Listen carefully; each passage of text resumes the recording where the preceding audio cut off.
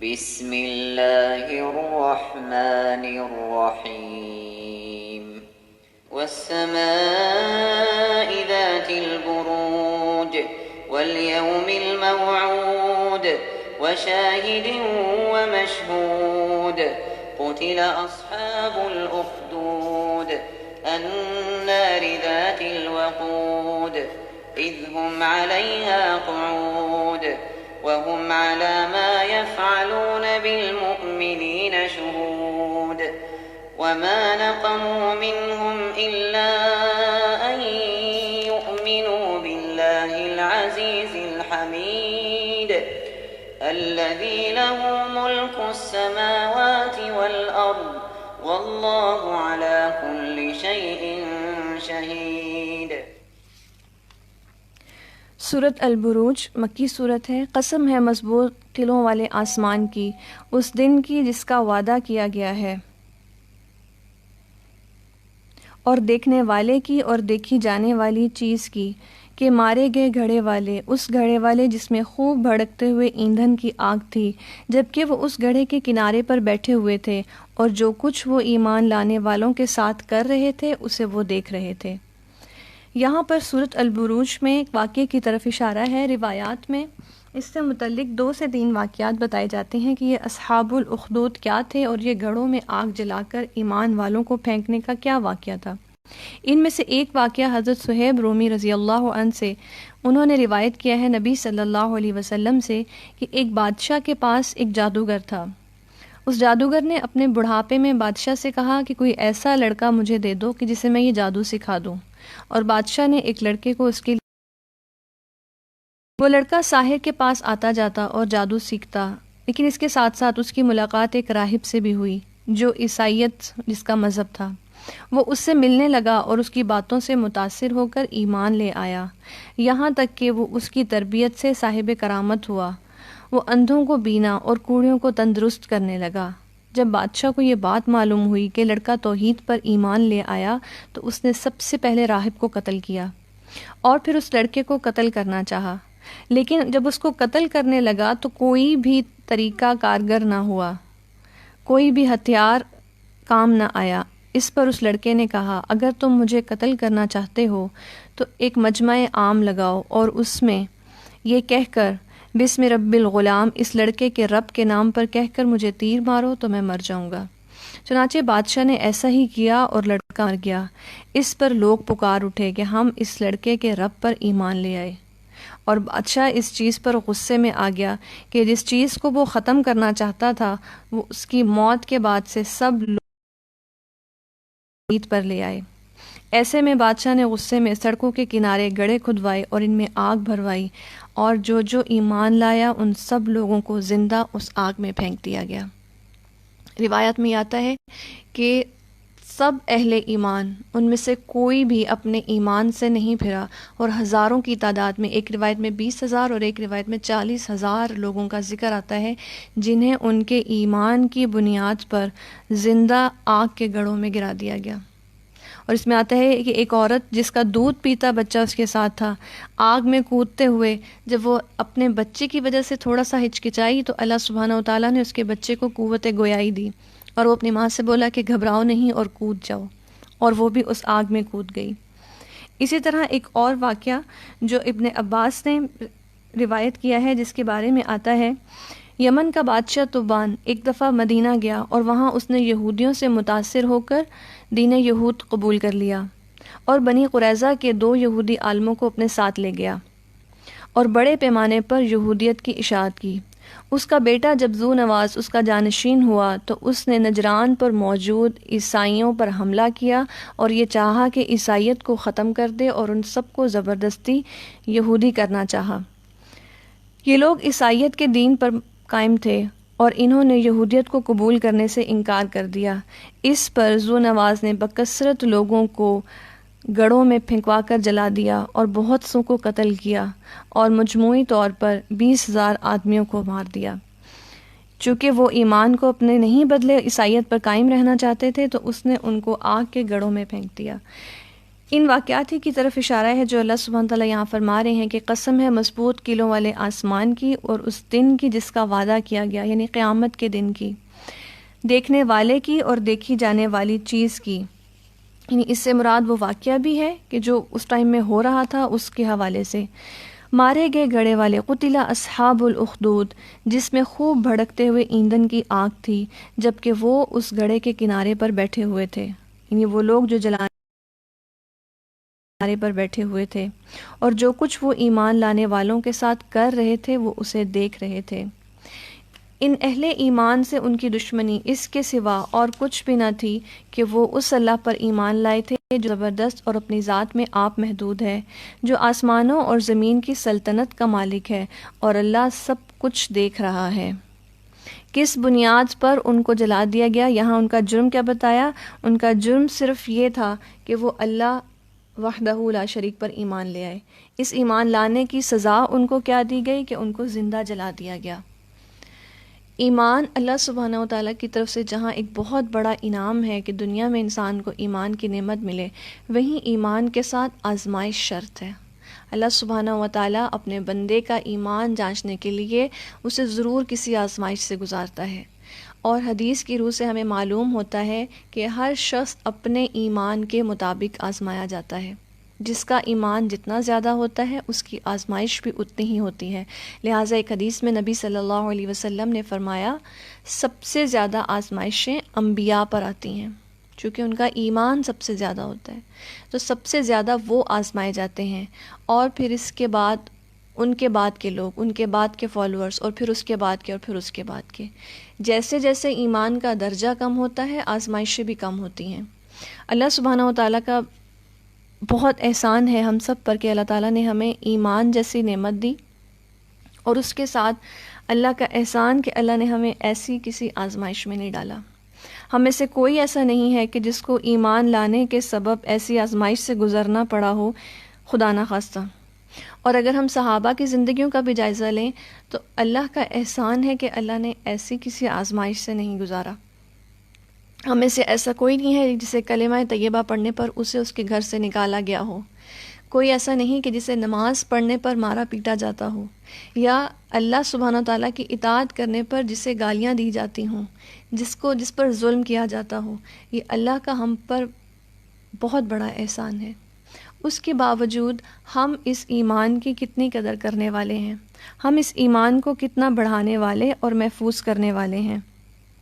ہم میں سے ہر ایک اپنے ایمان کا جائزہ لے کہ میں اللہ کے لیے کتنی شکر گزار ہوں اس چیز پر جو اس نے مجھے عطا کیا۔ نبی صلی اللہ علیہ وسلم کی حدیث کا مفہوم ہے قرب قیامت کے نزدیک ایمان انگارے کی مانند ہو جائے گا، جس کو لینا ہاتھ میں جلانے کا سبب ہوگا اور پھینکنا آخرت کی تباہی کا سبب ہوگا۔ یعنی انسان کا ایمان پر قائم رہنا اس قدر مشکل ہو جائے گا جیسے کہ انگارے کو ہاتھ پہ رکھنا، کہ انسان رکھے تو جل جائے اور اگر پھینکے تو پھر یہ اس کی آخرت کی تباہی کا سبب ہوگا۔ اور اہل ایمان در حقیقت وہ لوگ ہوتے ہیں اور وہ عقل مند لوگ ہوتے ہیں جو ہر حال میں اپنے ایمان کی حفاظت کرتے ہیں۔ وہ دنیا کی کسی بھی چیز کے معاملے میں اور دنیا کی کسی بھی خواہش، کسی بھی نعمت کے پیچھے اپنے ایمان پر کمپرومائز نہیں کرتے، اپنا ایمان نہیں بیچتے۔ نبی صلی اللہ علیہ وسلم کی ایک اور حدیث کا مفہوم ہے کہ قرب قیامت کے نزدیک انسان کے ایمان کا حال یہ ہوگا کہ کوئی شخص صبح میں مسلمان ہوگا اور شام میں کافر ہو جائے گا، یا شام میں مسلمان ہوگا اور صبح میں کافر ہو جائے گا۔ اور اس کے مفہوم میں ایک یہ بات بھی آتی ہے کہ انسان اپنے عمل سے، یعنی صبح کسی چیز کے بارے میں بات کرے گا اور شام میں خود اپنے عمل سے اس بات سے پھر جائے گا۔ تو اہل ایمان در حقیقت وہ اہل عقل اور صاحب عقل لوگ ہوتے ہیں جو دنیا کی کسی بھی مشکل میں یا کسی بھی آسائش میں آ کر اپنے ایمان پر کمپرومائز نہیں کرتے، ایمان ان کے لیے سب سے اوپر ہوتا ہے۔ ان الذین فتنوا المؤمنین والمؤمنات، جن لوگوں نے مومن مردوں اور عورتوں پر ظلم و ستم کیا اور پھر وہ اس سے تائب نہ ہوئے تو ان کے لیے جہنم کا عذاب ہے اور ان کے لیے جلنے کا عذاب ہے۔ اہل ایمان پر جو لوگ ظلم و ستم کریں پھر اللہ سبحانہ و تعالیٰ کے ہاں بھی کیا ہے کہ ان کے لیے سخت عذاب ہے، جہنم کا عذاب ہے۔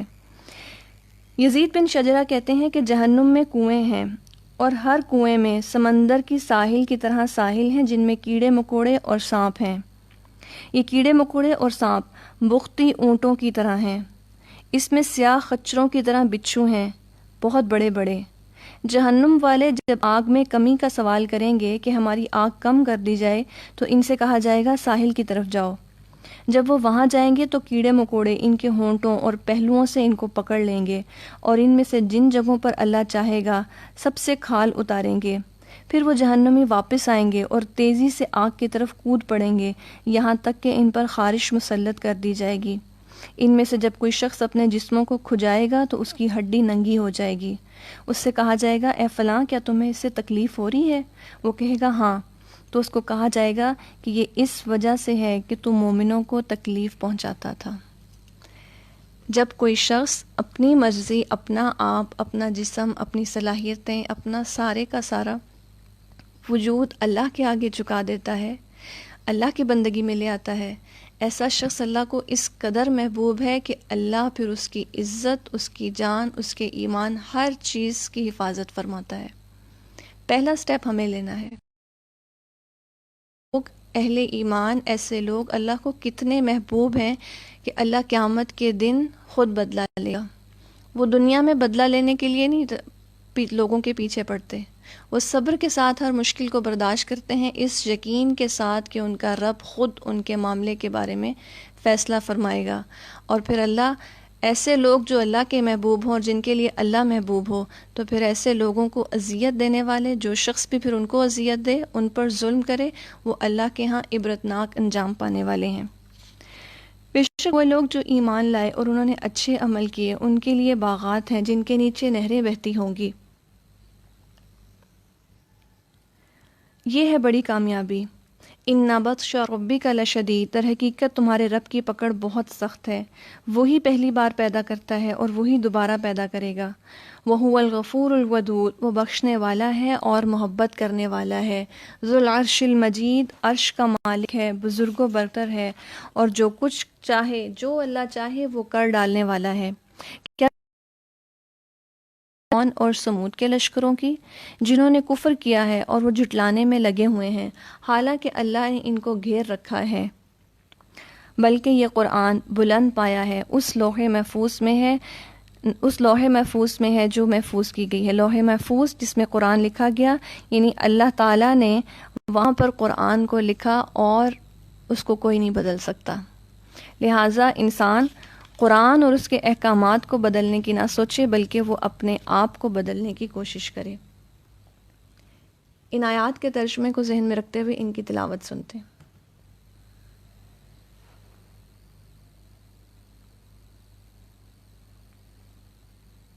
بسم اللہ الرحمن الرحیم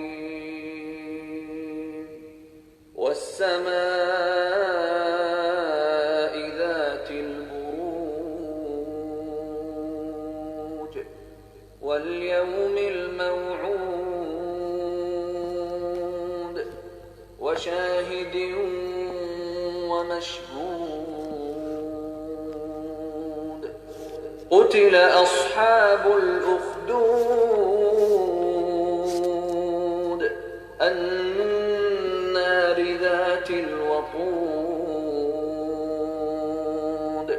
إذ هم عليها قعود وهم على ما يفعلون بالمؤمنين شهود وما نقموا منهم إلا أن يؤمنوا بالله العزيز الحميد الذي له ملك السماوات والأرض والله على كل شيء شهيد إن الذين فتنوا المؤمنين والمؤمنات ثم لم يتوبوا فلهم عذاب جهنم ولهم عذاب الحريق إن الذين آمنوا وعملوا الصالحات لهم جنات تجري من تحتها الأنهار ذلك الفوز الكبير إن بطش ربك لشديد إنه هو يبدئ ويعيد وهو الغفور الودود ذو العرش المجيد فعال لما يريد هل أتاك حديث الجنود فرعون وثمود بل الذين كفروا في تكذيب والله من ورائهم محيط بل هو قرآن مجيد في لوح محفوظ.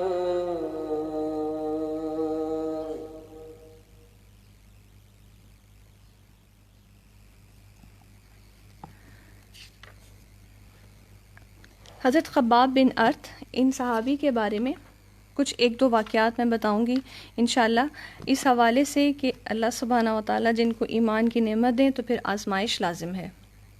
ان کی پوری لائف کو تو نہیں ہم پڑھیں گے، لیکن چند واقعات ایمان لانے کے بعد کے واقعات جو ان کو ایمان کی وجہ سے تکالیف برداشت کرنی پڑی. حضرت خباب بن ارت، مکہ معظمہ میں غلاموں کی منڈی لگائی گئی تھی جن میں یہ خریدے گئے ایک غلام کے طور پر، اور مکہ کی ایک عورت نے ان کو خریدا جو ان کو لوہے کا کام سکھایا، اور کاریگر، ان کو مشہور کاریگر لوہار کے حوالے کیا تاکہ وہ اسے تلوار بنانا سکھائے، اور یہ اپنے فن میں بہت ماہر تھے. نبی صلی اللہ علیہ وسلم کی بعثت کے بعد جب یہ ایمان لائے تو ان کی مالکہ اور ان کے بھائی نے مل کر ان کو بے شمار تکالیف پہنچائیں تاکہ آپ صلی اللہ علیہ وسلم پر ایمان لانے سے یہ پھر جائیں، لیکن یہ اپنے ایمان میں بہت ہی پختہ تھے. ان کی مالکہ ام انمار اور اس کے بھائی حضرت خباب بن ارت کو دوپہر کے وقت جب گرمی عروج پر ہوتی تو مکہ کے قریب چٹیل پتھریلے میدانوں میں لے جاتے اور ان کے کپڑے اتار دیتے، لوہے کی درع پہنا دیتے، پینے کے پانی بند کر دیتے. جب پیاس اور تکلیف سے وہ نڈھال ہو جاتے تو یہ لوگ قریب آتے اور پوچھتے، اب نبی صلی اللہ علیہ وسلم سے متعلق تمہاری کیا رائے ہے؟ آپ فرماتے، وہ اللہ کے بندے اور اس کے رسول ہیں، ہمارے پاس سچا دین لے کر آئے ہیں. یہ سن کر وہ اور غصے میں آ جاتے اور بے تحاشا مارنا شروع کرتے. جب مار مار کر تھک جاتے تو پوچھتے کہ لات اور عزا یعنی بتوں کے متعلق تمہاری کیا رائے ہے؟ آپ فرماتے، یہ دونوں گونگے بہرے بت ہیں، یہ نہ تو کسی کو نفع دے سکتے ہیں اور نہ ہی نقصان. یہ سن کر وہ آپے سے باہر ہو جاتے، گرم پتھر اٹھا کر لاتے اور آپ کی پیٹھ کے ساتھ لگائے رکھتے، یہاں تک کہ ان پتھروں کی حرارت سے اور ان کی گرمی کی وجہ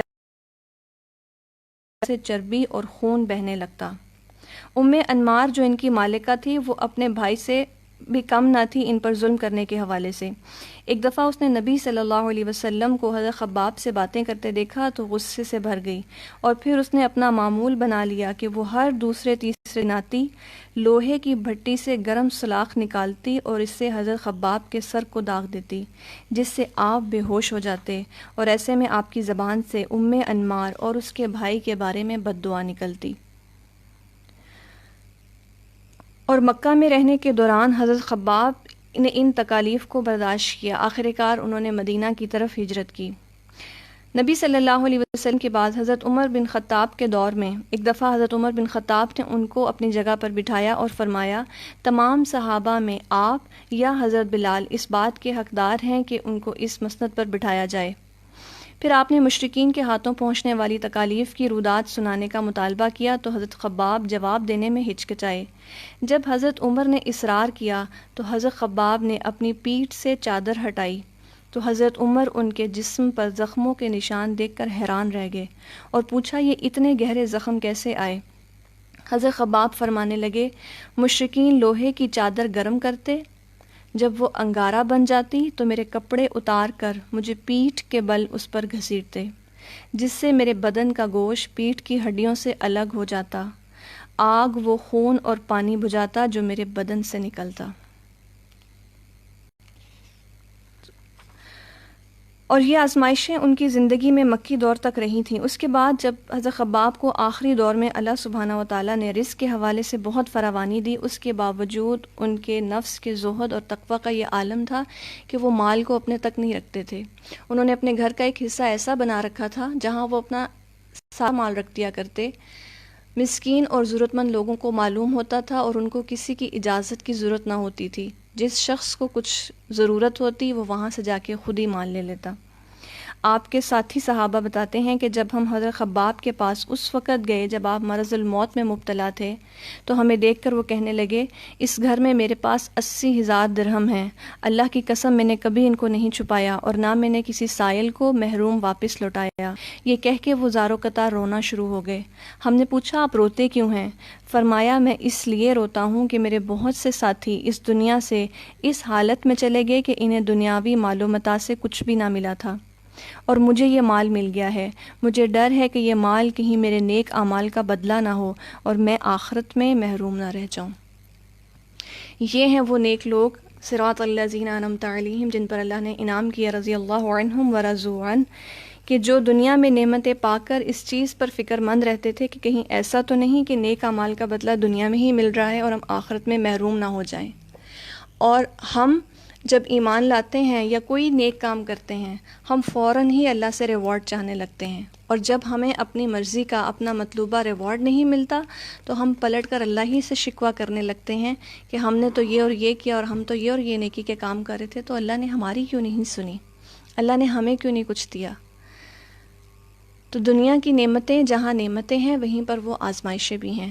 اللہ سبحانہ و تعالی ہم سب کو اپنے ایمان کی قدر کرنے کی توفیق عطا فرمائے، وہ ایمان جو ہمیں بغیر کسی مشقت کے اللہ تعالیٰ نے پیدائشی طور پر مسلمان گھرانے میں پیدا کر کے عطا کیا۔ اللہ ہمیں اس چیز کی توفیق دے کہ ہم قرآن اور حدیث کی روح سے اپنے اس ایمان کو واقعی ایسا مزین کریں جیسا کہ اللہ کو مطلوب ہے، تاکہ قیامت کے روز اللہ سبحانہ و تعالی ہمیں بھی ان لوگوں میں شامل فرمائے جو اللہ سبحانہ و تعالی کا دیدار کر سکیں۔ وآخر دعوانا ان الحمد للہ رب العالمین۔ مجھے امید ہے کہ ہم جتنے بھی لوگ سن رہے ہیں، ہم نے ایک آپس میں ایک چیز کو طے کیا تھا کہ انشاءاللہ چونکہ جیسے ہی ہمارا یہ سیشن مکمل ہوتا ہے تو اشراق کا وقت آلموسٹ ہوا چاہتا ہے، تو ہم اشراق کے نوافل پڑھا کریں گے۔ آج ایک ریمائنڈر کے طور پر دوبارہ اس بات کو شیئر کر رہی ہوں کہ نبی صلی اللہ علیہ وسلم نے اشراق کے 2 نوافل کی بہت اہمیت بتائی ہے۔ آپ نے فرمایا کہ جو شخص صبح فجر کی نماز کے بعد اللہ سبحانہ تعالیٰ کا ذکر کرتا رہے اور پھر سورج کے طلوع ہونے کے 15 منٹ بعد اشراق کے 2 نوافل پڑھے تو اس کے ایک حج اور عمرہ کا ثواب ہے۔ اللہ تعالیٰ ہم سب کو اس پر عمل کرنے کی توفیق عطا فرمائے اور اس نیکی پر دوام عطا فرمائے۔ سبحانک اللہم و بحمدک، اشہد ان لا الہ الا انت، استغفرک و اتوب الیک۔ اللہم احسن عاقبتنا فی الامور کلہا واجرنا من خزی الدنیا وعذاب الآخرہ۔ اللہم اخلصنا لوجہک الکریم، اللہم وفقنا لما تحب وترضى۔ سبحان ربک رب العزة عما یصفون وسلام علی المرسلین والحمد للہ رب العالمین۔ الہی آمین ثم آمین۔ السلام علیکم ورحمۃ اللہ وبرکاتہ۔